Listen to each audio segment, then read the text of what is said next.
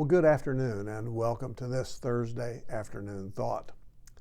Today, earlier this morning, the wife and I attended the final chapel of the semester at Friends University here in Wichita. Now, we don't normally attend the chapel services, which are held weekly there.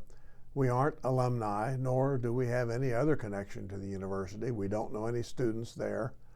However, the final chapel service of the fall semester is always an Advent devotional with the music provided by the Singing Quakers. Now, in the event you aren't familiar with the Singing Quakers, they are a first-class choir with a rich, rich history. They are truly a class act, if you'll excuse that expression for a moment. And today was no exception.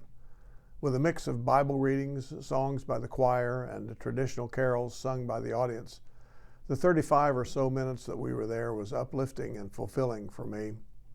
As I said, we have no other connections to the university, but we truly enjoy this last chapel of the fall semester, as the choir and others, they put a lot of thought and work into this service, and we're grateful that they open it to the public.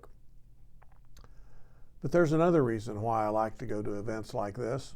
As these young adults are singing and conducting the chapel service, I like to look at their faces and I like to imagine something maybe about their daily lives and daily living. And I think back to when I was about that age, what I might have been thinking and doing about that time.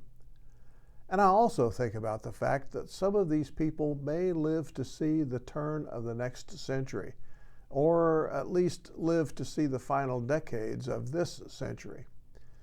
These are also the people who will, and in fact already are, helping to shape society, government, education, and in fact the state of the world today. These are the people who will be the decision makers and the movers in society. These are the people who will bring humanity into the next decades. Now, I don't know any of these young adults. However, as I look out on them, I am comforted to know that there are people of faith, goodwill, and of good moral character still in the world. These are people of intelligence, drive, and ambition, but also people who know what it means to love one's neighbor.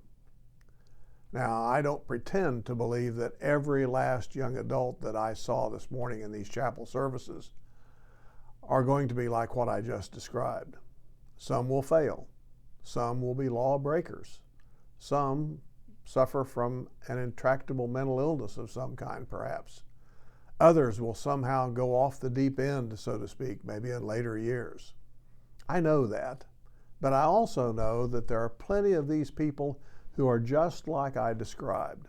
They're intelligent, they're driven, they're humane, humble, and yes, loving.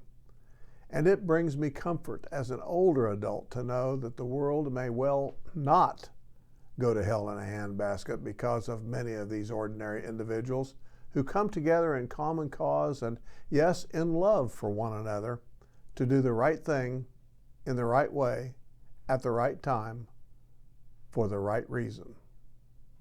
These people are our future, and from the looks of it, what a bright future it appears to be. Blessings.